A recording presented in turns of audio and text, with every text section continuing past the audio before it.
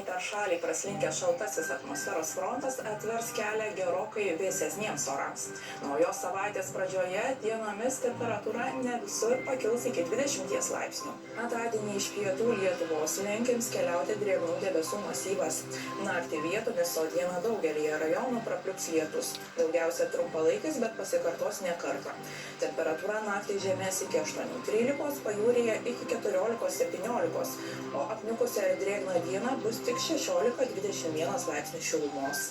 Trečiadienio naktį pagrindinė debesų zona nuslinks, trumpai palis tik vietomis, atvės iki 8-13, prie jūros iki 14-16 laipsnių šilumos.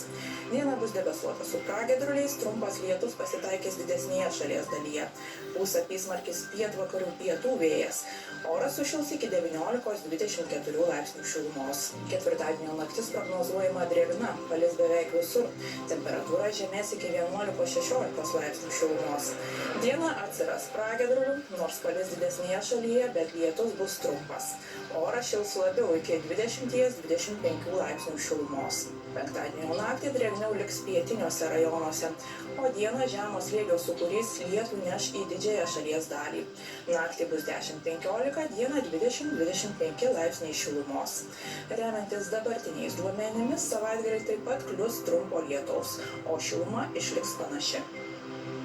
Šiąnakt nepastoviai debesuota, žymesnio lietaus nenumatoma, bus apie 9-14, vakariniame pakraštyje 15-19 laipsnių šilumos. Rytoj dieną debesuota su pragiedruliais, daug kur daugiausia vakariniuose ir šiauriniuose rajonuose trumpi lietūs, galima perkūnija, bus apie 18-23 laipsnių šilumos.